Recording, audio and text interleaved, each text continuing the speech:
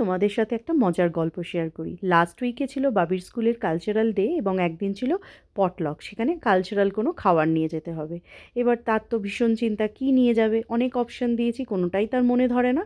তারপরে তাকে বললাম যে বেকড রসগোল্লা নিবি। এবার সে জীবনে কোনো দিনও খায়নি, আর আমিও কোনো দিনও বানাইনি।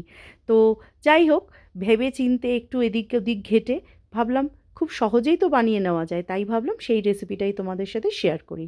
আমি কেনা হালদিরামের যে টিনের রসগোল্লা সেগুলো দিয়ে করেছি, আর 1 লিটার হাফ অ্যান্ড হাফ মিল্কে 5-7 মিনিট ফুটিয়ে নিয়েছি।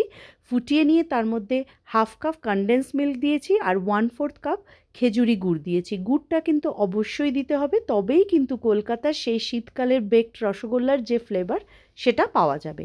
এবার দুধটাকে যখন এই মিষ্টি দিয়ে পুরো ফোটানো হয়ে যাবে, তারপর রসগোল্লাগুলো টিন থেকে তুলে রস চিপে দুধের মধ্যে দিয়ে 3-4 মিনিট ফুটিয়ে নাও। ফুটিয়ে গ্যাস বন্ধ করে দাও।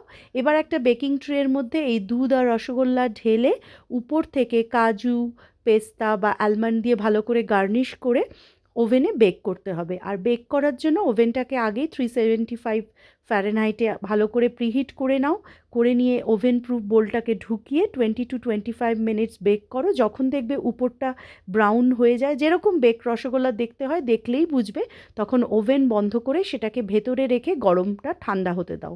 তারপর ফ্রিজে ঢুকিয়ে মোটামুটি 2-3 ঘন্টা পর পরিবেশন করো। পুরো মনে হবে কলকাতায় বসে বেক রসগোল্লা